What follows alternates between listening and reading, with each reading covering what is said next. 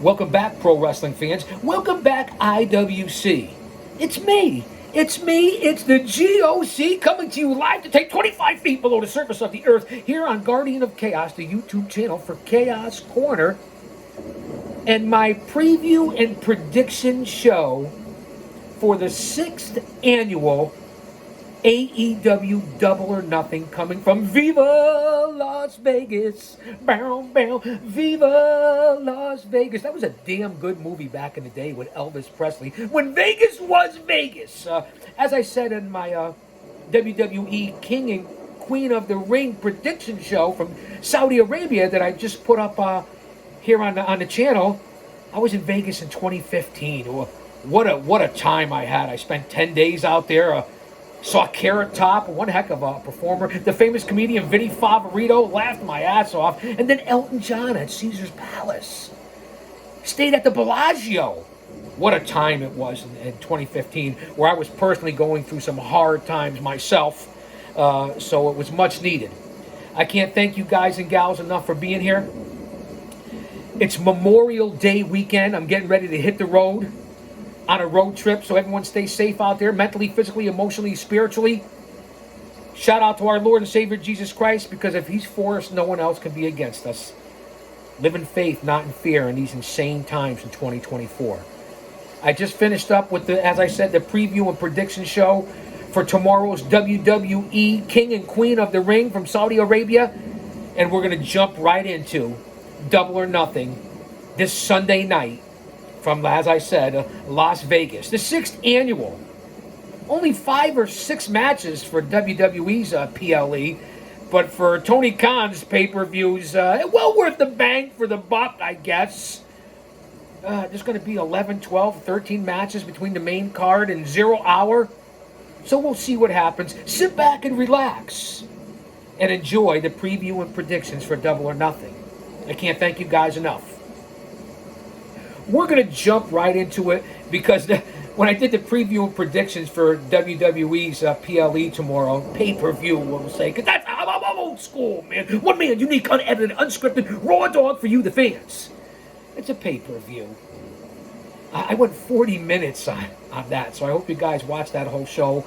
Drop an elbow on that like button. Give it an eye rake, a stop, whatever you want to do. Leave a comment. As I always say, inbox me. Go to the playlist. 3,000 videos here. Coming up on 400 episodes of Chaos Corner, story time, history, this date in pro wrestling history, and covering all the big organizations from AEW to the WWE, MLW, New Japan, Ring of Honor, TNA, Impact, the NWA, the Independents, whatever it is you want to call it. So we're going to jump right into this preview and prediction show for Double or Nothing from the MGM Grand Hotel. MGM Grand Caesar's Palace. I don't know, man. I'm as confused as a baby at Hooters, but I'm certainly busier than a blow-up doll at a frat party. You guys know that. Let me get this out of the way. There's 3 types of people in this world. Those who don't know what happened, those who wonder what happened, and people like the Guardian of Chaos and my members, subscribers, and viewers that make things happen. And in order to get respect, you have to start with respecting yourself. Once you do that, you open other people's minds to respecting you. My over 3 decades in this business as a pro wrestling manager that took the fucking bumps. Coming out 2 and 3 times a night. 2 and 3 times on every event that I was booked on. Started my journey in 1983, went briefly to wrestling school and trained in 1984 until I made my debut in 91. Booked well over 100 times around this country as a pro wrestling manager. Every year. And that wasn't my full-time career, because you know I spent 25 years behind the walls. That was the bread and butter. Remember that. The hardest working man in the IWC is me. I don't have all the graphics, the bells and the whistles and paywalls and super chats and Patreon. You want to become a member? Great. Much appreciated, not needed. This is my love, my motivation, my passion, and I would do this and still will do this regardless. And when you come here, you learn stuff. You learn facts, history. So that when you leave here and go out to the Memorial Day picnics this weekend and with your family and friends and cookouts, when you're having your burgers and dogs and steak and chicken and having a few pops, macaroni salad, potato salad, whatever it is that you do, you can hold up a conversation and know what the fuck you're talking about. And that's why you're here. No one else is like this in this channel, on this platform, in this space on YouTube. It just isn't. And that's just the facts. I apologize for being a little gruff. I had a nice espresso this morning, so sit back and relax. Enjoy the show. And this is in no particular order. And I'm sure that whether it be later on tonight on Rampage, I believe it's taped, or when it's on, or Collision, there might be something added to the 0 Hour pre-show. I don't really have the lineup for 0 Hour. You know, they usually have 2 or 3 bouts leading into the main show for Double or Nothing. That's usually the pattern of TK and everyone over there in AEW. So I'm going to jump right into it. And again, could there be a better weekend? Not only a Memorial Day, shout out to our military, law enforcement, and first responders. They make it all happen. So let's recognize those. But if you're a wrestling fan, a talent, a content creator, even a casual, this is going to be one heck of a weekend, Memorial Day weekend. Everybody's off on Monday. Stay situationally aware, though. There's a lot of evil lurking in the shadows, if I can put out that message. You know I tell it like it is on this channel. So in no particular order, we compare WWE, who tightens it up with 5 or 6 matches at 2.5 hours, maybe 3 tops, to AEW, where you're getting 12, 13, 14 matches, but you get bang for your buck, and it's like 5 hours. Big differences between the two companies. If you're talking about the top two, when I compare pro wrestling to baseball, from the indies to the big times, you have single A, double A, triple A in the major leagues. That's what you have in pro wrestling. The pro wrestling independent scene is the backbone of this industry and business, and affordable. They're not trying to crush families and kids and people that want to attend these live events like they're doing in AEW and the WWE. And going overseas and ripping off the crowds with the money they want to pay, and paying $200, $300, $400, $500, $600, $1,200, $1,500 here for tickets to go to a live event. Pay-per-views at $40 and $50 a month, plus your streaming services and platforms and whatever else it is. They really are crushing the blue collar and the real fans that support this business. That's just the facts. And if you don't like it, you can change the fucking channel. And I apologize for cussing it. I really do. And I mean that. I know I say it all the time, but I do apologize for that. So in no particular order, let's see what we have here for AEW preview and prediction. We're going to start off with the TBS title. Mercedes Moné. And boy, did she really screw things up by changing from Sasha Banks and leaving the WWE because she wants to follow the Moné. Her character's not working, her gimmick's not working. I know she was injured, but for all this money, this is how you book and use her, Tony Khan. Boy, did you get taken to the bank. She'll face uber babyface, relatively new in this business, although solid. Everybody loves her. Willow Nightingale, quite the thick, plump woman. No offense, I'm just telling it like it is. You don't like it again, as I said, you could change the channel. Willow Nightingale defeated Mercedes Moné in New Japan, if you remember. Konnichiwa, bitches. Arigato from the Chaos-san. So Mercedes finally making her debut, in-ring debut, after she got put through a table by Willow at the signing on Dynamite. They didn't bring her in to be a heel, you guys know that, but she's so full of herself and narcissistic and so arrogant. And that's really who she is in person, I heard. I don't know her personally. She's from the greater New England tri-state Northeast area. They love her. I've never met her. She's an incredible talent, especially when she was Sasha Banks, but I think she has overvalued and overhyped herself. And I think a lot of it's legit in how she thinks she really is. And that's turned her into a heel.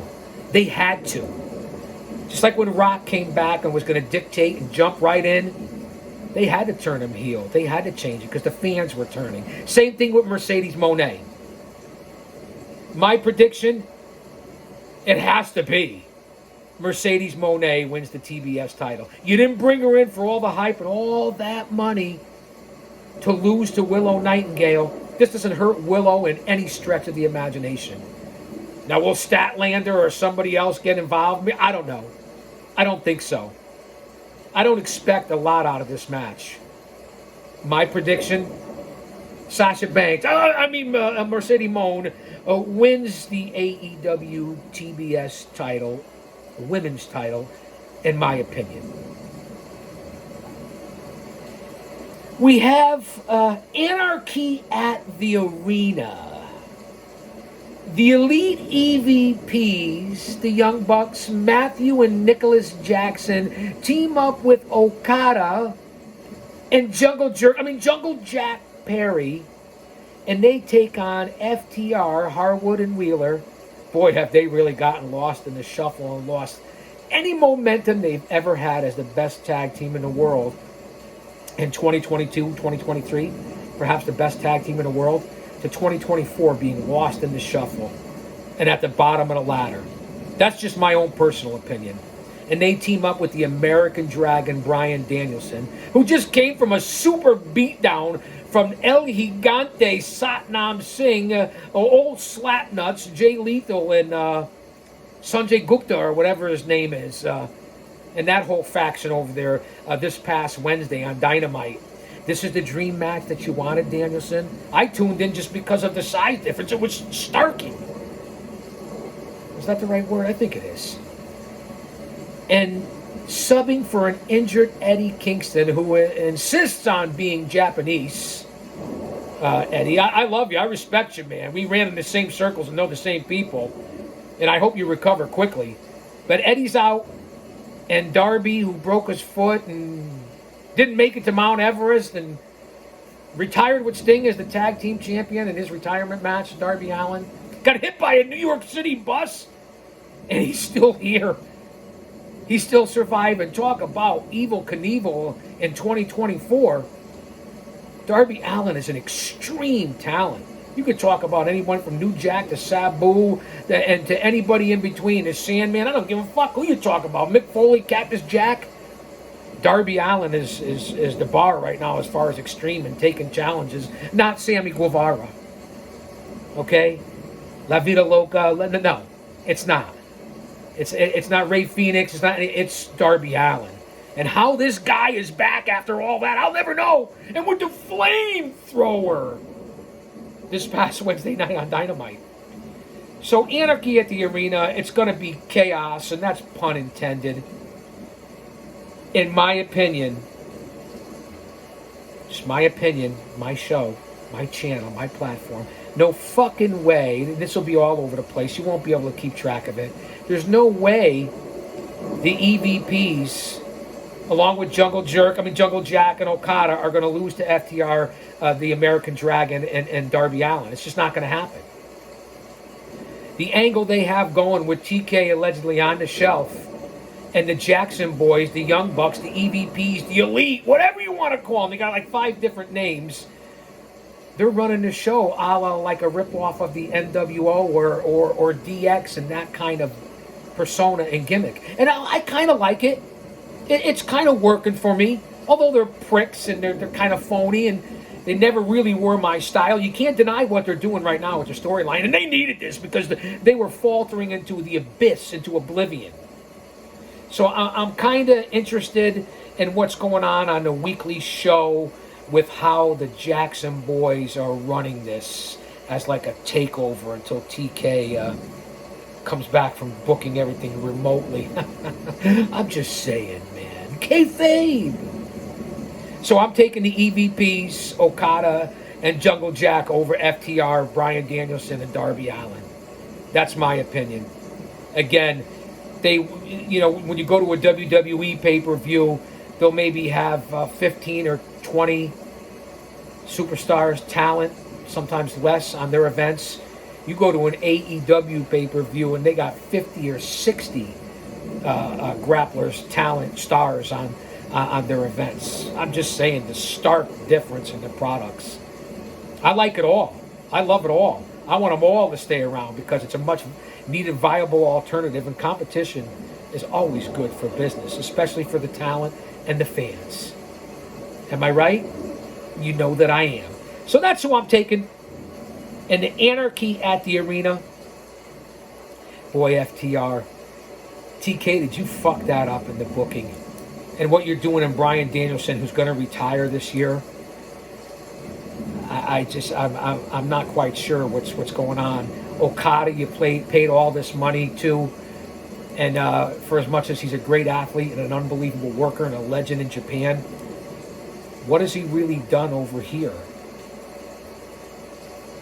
Just giving you my thoughts and opinions on what's happening.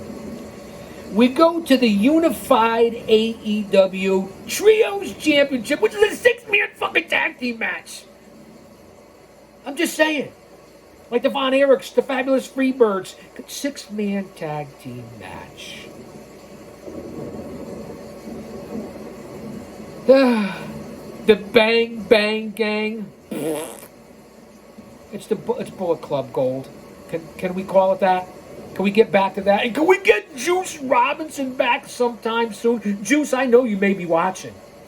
Man, we need you back. Your persona, your in-ring performance, your total package is much better than a Switchblade or Austin and Colton Gunn, who I believe, if booked the right way, can go on to be one of the top tag teams in the world, certainly in AEW. They're being wasted right now.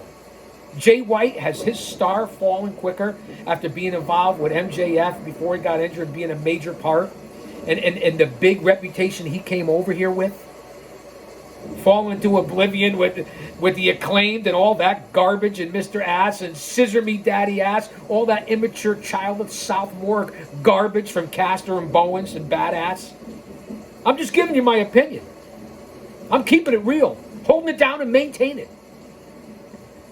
So the Switchblade Jay White, Austin and Colton Gunn, the Bullet Club Gold defend against the reunited Death Triangle. Haven't we seen this before?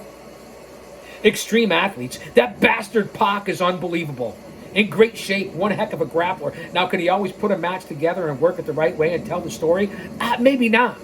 You can't deny his athleticism and the way he looks. As he teams back up with Rey Fenix, perhaps one of the greatest luchadors in the history of luchadors since Rey Mysterio. Undersized, giant killer, risk taker, off injured, but an incredible talent, Rey Fenix. And El Cielo Miedo. Penta El Scuro, El Zero, Dark, Black, whatever. Another extreme talent and luchador, Penta. A badass. But you know what you're getting with the Lucha Brothers. With Penta and Phoenix. Exciting. Over the top. But it's like the Young Bucks. You know what you're getting. It's the same performance every single damn time. It's great to see them back, the Death Triangle. They've gone over with the fans. I mean, they really have. They've already been the Trios champions, if I'm not mistaken. 6-man tag team champions. So it's nice to see Pac, Phoenix, and Penta. And this will be a heck of a match. All solid workers. Bullet Club Gold retains the titles. I wouldn't be shocked if the Bastard and the Lucha Brothers won. As I say, I wouldn't be shocked. But I'm going with Bullet Club Gold because they need it more than the Lucha Brothers and the Bastard, the Death Triangle. That's just my opinion. But if they do lose the Bullet Club Gold, the Bang Bang Gang, then maybe you put the Guns into the tag team division and let them go for the tag team gold. And you get Jay White back into a singles program so he can start getting his singles career back, which is what you brought him here for. Or if Juice is coming back anytime soon, you tag team them back together again. And the unbelievable matches they had as a tag team. I mean, there's different ways you can go here with that story. And with those talents. Does anyone know when Juice is coming back? Anyone? Bueller? Bueller? Anyone? Come on, Juice. Come back, man. You're sorely needed in that group. So I'm going to go with Bullet Club Gold for the United six-man tag team AEW championship. Just my opinion. We go for the fake fraud fall, unrecognized, no disrespect, Taz. We go back to the 90s. I love you, brother. We've been on some of the same events together. I just met you on my birthday back at the Mohegan Sun last year. A total gentleman. I love you and respect you, and as an announcer as well. You're one of the best, Taz. Just that simple. But this whole FTW, get rid of it, retire it, put it in the trophy case, do something with it. It's bullshit. It's not a title. You got more titles than Carter has liver pills. If you get that suggestion, then you know you're dating yourself. It's going to be a three-way. The Learning Tree, the Ocho, Le Champion, the Wizard, Lionheart, the Painmaker, Y2J, whatever the fuck he is, Jericho. Well, certainly a Hall of Famer and a legend. But it may be time, Jericho, because your stories aren't going anywhere. And this whole, it's so disingenuous. And people see it. Act or not, kayfabe or not, persona, gimmick, trying to further your career. I get it. When is enough enough? And who am I to say anything? But I knew when to walk away. And I'm not comparing myself to your career, that's for sure. A triple threat for a fake bullshit title.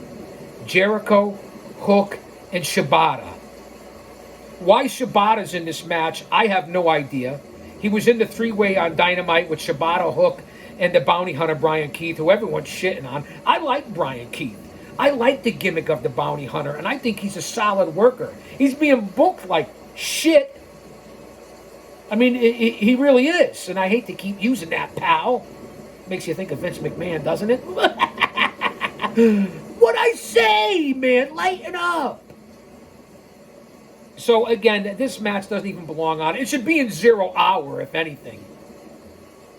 Jericho, Hook, and Shibata. A triple threat for a fake title. I believe Hook comes out of this getting the title back. That's my prediction. Now, would I, does Big Bill get involved, and how is he being wasted? Ricky Starks is persona non grata, or persona non grata, however you want to say it. You get it. Google it. No, don't go Google it like everybody else says. I'll do it different. Go duck, go it. Duck, go. What are we doing? Where's Ricky Starks? What are you doing with him, TK? Is he going to WWE? Because he certainly lost in the shuffle. And believe it or not, Big Bill and Ricky Starks were doing okay as a tag team and as the tag team champions. I didn't get it to begin with, but now you got Big Bill with Jericho and the Learning Tree, 7 feet tall, and you can't teach that. I get it. But it's a waste. And everything Jericho touches in the last year or two has turned to garbage. Yeah, he started AEW. He carried the company. He got it off the ground along with Omega and the Young Bucks and Cody. Without a doubt. AEW probably wouldn't have gone where it went those first couple of years without Chris Jericho. I'll admit it. But now, I think they should give it back to Hook. Definitely not going to Shibata. And if Jericho retains, I mean, I don't know, where does he go from there? So they keep it on him? He's one of, like Orange Cassidy, he's TK's boy toy. He's certainly running his part of the creative and not Tony Khan. Just like the Young Bucks. I mean, I'm telling it like it is. I'm giving you what I think. So I'm going to go out on a limb here, on a branch of the tree, the Learning Tree, which is right here on Chaos Corner. And I'm going to say Hook gains back the fake title. And then retire it, man. Taz, talk to him, will you please? We go to, as I previously mentioned, Tony Khan's boy toy.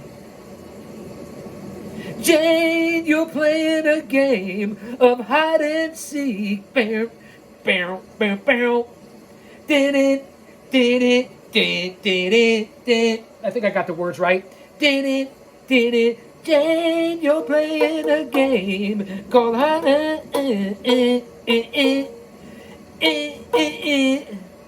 It's a ukulele, but you guys get it, right? I have the props here, man. Bear with me. That's why you're here, entertainment. The ukulele.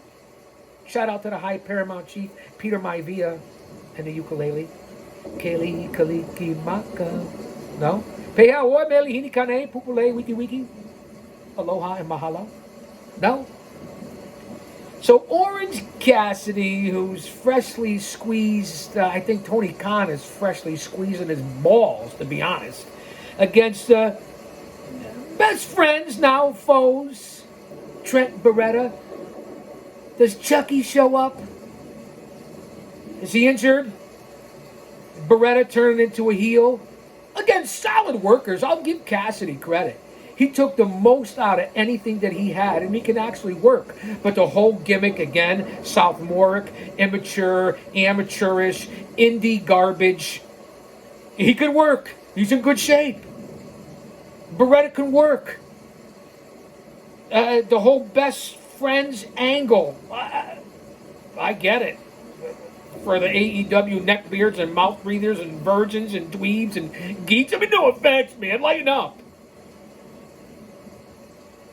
I believe, as I've said many times before on certain things, no fucking way Orange Cassidy loses to Trent Beretta. He starts off AEW Dynamite in its history, perhaps 75% of the time, coming out of the Big Bang because they want the ratings, and it makes Cassidy looks good because, again, it's one of Tony Khan's little dolls. And no disrespect, TK, because you made me watching because of where I moderate on the bigger platforms, and I know you watch them. JD, the Solid Monster, Jesse, Don Tony, Kevin Castle. I know you watch them because they're at the top of the food chain. I know you listen to Cornette and Dutch Mantel. So, guilty by association here on Chaos Corner with the G.O.C. Well, that's me. Orange Cassidy is my prediction here over Trent Beretta. We go to the IWGP Eliminator match with the IWGP champion John Moxley Good Dean Ambrose Mox against Takeshita from the Callis family, who I think is an incredible athlete, perhaps one of the best young, fastest, rising, growing, hottest stars in the pro wrestling industry right now, and to ever come out of the rising sun. That's just my opinion. But being booked like garbage. This guy should be so much further along in AEW as one of the top heels or top performers or top grapplers, top talent in this fucking company. But it's just not happening. I don't know if it's because he's hooked up with Don Callis and the total confusion of the Callis family from Hobbs who's totally wasted over there, Powerhouse Hobbs, to Takeshita and everyone else, Kyle Fletcher, everybody else they've used. And then matching them up against each other. Even Ospreay, I believe, at one time. So I just don't understand. I like Callis. Next to Paul Heyman, Don Callis is perhaps one of the best heel managers in the business. One of the best managers in 2024, period.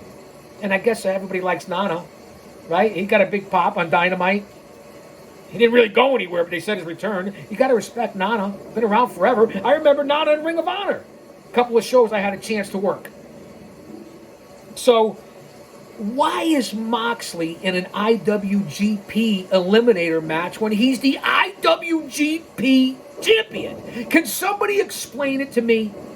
Comic Book Bob over at the Wrestling Council, along with Hollywood, and here's Johnny, their sidekick. Huge New Japan fan. Bob, if you're watching this, and I know you will sooner or later, could you tell me why that Moxley as the IWGP champion is in an IWGP Eliminator match? Does that make any sense to anyone? Hello, McFly, is anybody home? Because I don't understand it. I would like to see, to be honest with you, I would like to see Takeshita take the title off of Moxley. It doesn't hurt Moxley. I mean, he probably wouldn't let it happen because he runs his own show too. TK does not control the Young Bucks. He does not control Takeshita. He does not control Orange Cassidy. They pretty much, the workers over there in talent get to do whatever the fuck they want to do. And Tony approves it. Even Jungle Jerkoff and Jungle Jack. I'm just saying. I'm telling it like it is. I told you I give you the good, the bad, and the ugly here. So Comic Book Bob, let me know and give me your opinion since you are a New Japan expert. I would like to see Takeshita win this bout, to be honest with you. I really would. But I'm going to have to go with Moxley.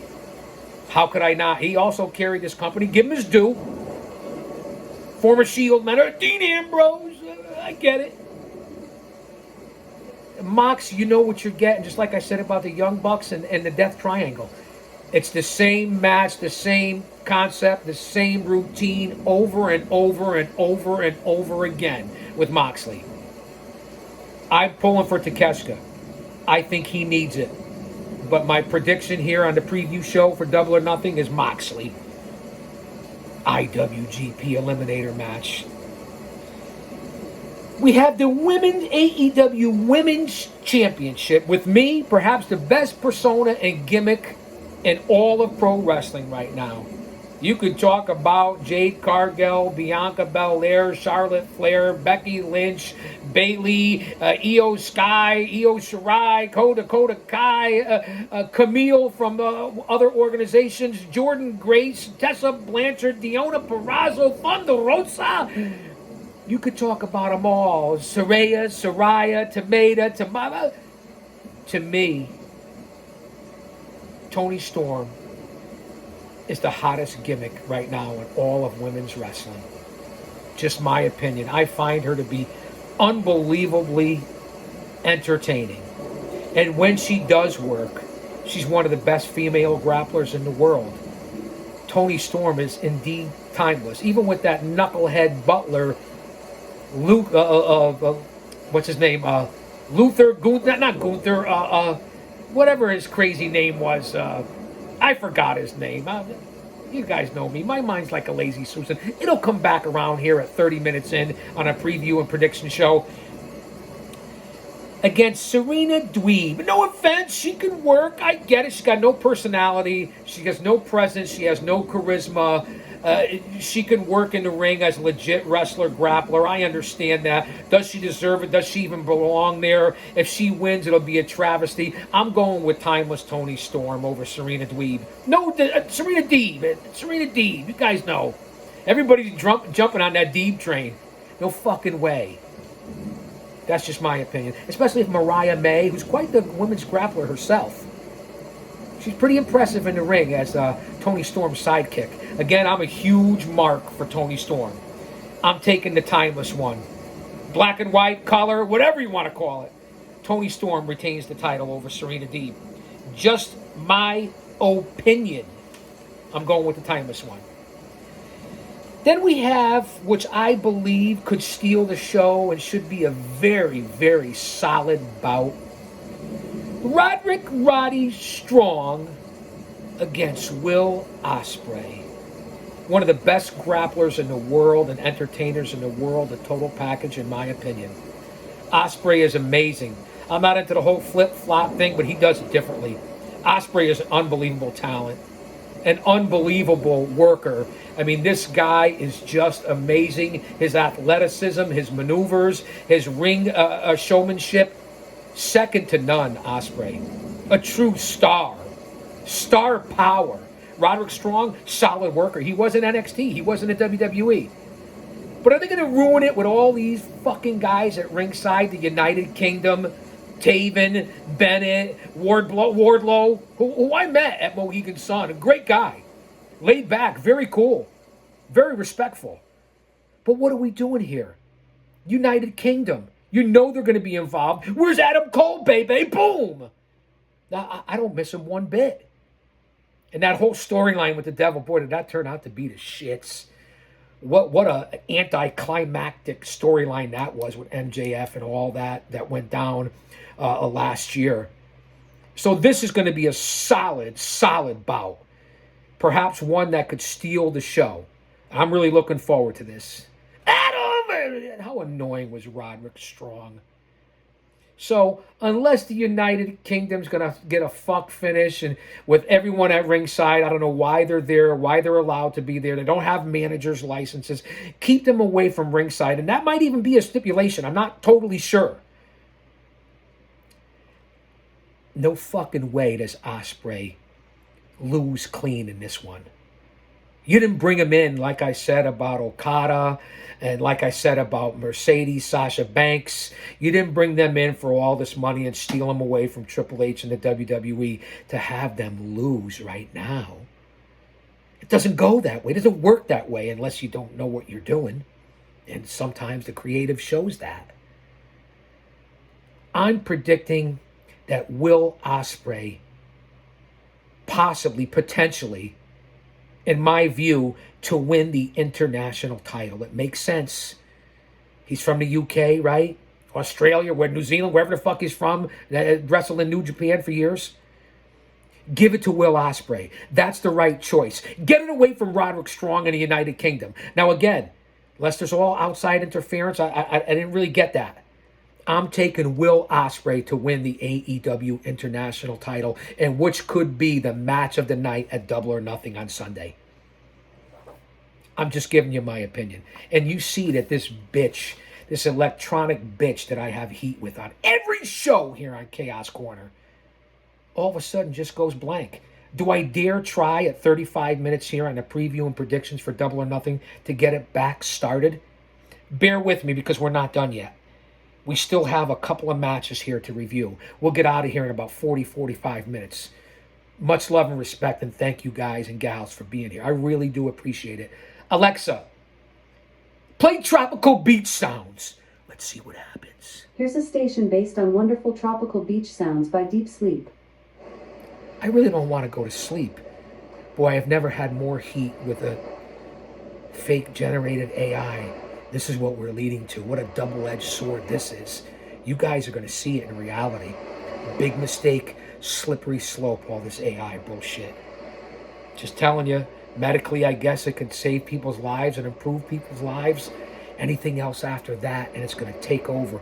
I'm not wearing a tinfoil hat. Conspiracy theorists, when you're 140 and 0 and everything turns out to be true, it's no longer a conspiracy. And that's what you're supposed to do in life, is question things and have a theory, isn't it? For all you fucking know-it-alls out there that have something to say. And I apologize for the cussing. It's been rampant today, I get it. It's Memorial Day weekend. I'm going on the road, man. It's going to be one heck of a weekend. Barbecues, grills, cookouts, family, friends, and pro wrestling. So here we go. We go to the barbed wire street fight for the TNT title with Edge Adam Copeland against Malachi Black from the House of Black. Now I'm going to say that to say this because I tell it like it is. This is going to be a bloody bout. You saw what happened on AEW Dynamite in the bloodbath where Malachi was just buried in blood-like substance from Edge.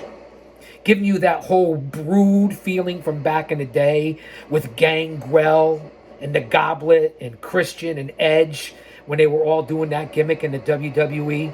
One of the greatest entrances ever in the WWE. That was some good shit back in the day, right? Right, pal? Hey, Vince, how are you? You enjoying your retirement? What'd I say? So this should be a hardcore extreme bout along the lines of what we saw months ago with Shane Swerve Strickland and Hangman Adam Page and that bloody mess. That's what I'm expecting. Malachi Black's a very good worker, very good talent. Now, will Buddy Matthews and King, who is no Brody, let me say that again if you're picking up on what I'm putting out. King is no Brody, which he's trying to be. I'm just calling it like I see it. So if the House of Black aren't around, going to be kept out by the steel cage, this is going to literally be a bloodbath.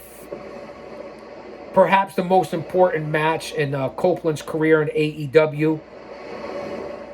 even maybe more important than the Christian Edge angle, which I think could have been much better, in my opinion, with their history. Just telling it, calling it like I see it, telling it like it is. It's what I do here on the channel at 40 minutes in. So this is going to be a spectacle, a bloody spectacle. Malachi Black, who goes from wanting to be there, not wanting to be there. You don't know if he wants to perform, not perform, but a guy's a physical specimen, as is Copeland. I don't know what to expect out of this. I don't know what to expect about the lights going on, off, in, out at the arena there at the MGM in Las Vegas. Certainly could see an interference or Malachi Black winning this, but I don't think so. You didn't bring Edge, Adam Copeland over here for all that money to have him lose right now, did you? So my prediction for the barbed wire steel cage street fight, I believe it's a steel cage. I could be wrong on that. I'm not 100%, man. Not even Mariano Rivera was 100%. Baseball reference, because you know that's my second love after pro wrestling. I'm going to go with Copeland to retain the TNT title over Malachi Black in the barbed wire street fight. My opinion, my prediction. We go to the AEW Heavyweight Title Championship match. Will Prince Nana be there after he blocked off Christian Cage on Dynamite and Strickland dragged him out of the vehicle and tried to give him the concerto? Because Christian Cage right now, the patriarch, is definitely the biggest heel in AEW and doing some of his best work as far as heel work in his career, in my opinion. I'm a fan of what Christian Cage is doing. Now he'll be with Nick Bland, Nick Wayne, whatever you want to say. And what is it, Kill Switch, Luchasaurus, Mama Wayne, the whole entourage there. Again, in AEW, whether it be a House of Black, whether it be United Kingdom, whether it be the Mogul Embassy, whether it be the EVPs, I mean, there's all kinds of outside interference and clusterfucks going around. You never know when it's going to be outside interference with all these different factions. So if we can keep Wayne and Kill Switch and Mama Wayne out, who's not a bad-looking lady. She's easy on the eyes. What do you think? I hear a lot of you guys say the word MILF. I don't know, man. I'm a married man. I got my own old lady, and she's unbelievable. I love you, wife. So for the AEW title now, Swerve, since he's won the title from Samoa Joe, we haven't really seen Joe, which is a waste in itself. Maybe he needed a break. I didn't like that decision. I thought it was too early as a transitional champion. I'm just giving you my viewpoint. There's no fucking way Swerve loses the championship Sunday night. There just is no way. This could be a solid bout. Both great workers. Cage is a legend, a Hall of Famer. Swerve is shooting through the atmosphere as one of the fastest rising stars who earned his way, without a doubt. He even worked for my home company at Paradise Alley Pro Wrestling. Shane, Killshot, Strickland. It's on the channel. Check it out. I believe, unless he's doing a little bit too much of a swerve while he's driving, Shane Strickland retains the heavyweight title. That's my opinion. That's my prediction. I believe Strickland retains. Now, he hasn't been creatively used correctly, in my opinion. If I had the pencil, right now I have a pen, I would be booking Strickland a little bit differently. I'm not talking about with Christian Cage, because this has worked out well. I like the storyline and what's been happening, because I like Christian and how he presents it and his presence. He really is a prick, and I love it. That's heat. It's not about going over. It's about getting over, and I say it all the time. Swerve Strickland retains the title, but it ought to be chaos, and once again, that is pun intended. You never know what's going to happen with Kill Switch, Nikki Wayne, Mama Wayne, Prince Nana, the Mogul Embassy, who knows? But that's who I'm going with. He's going to retain the championship. But come on, use your heads. There's no fucking way, right?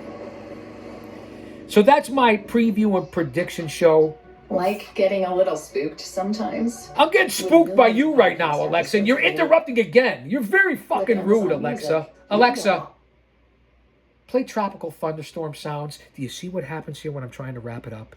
Are you listening?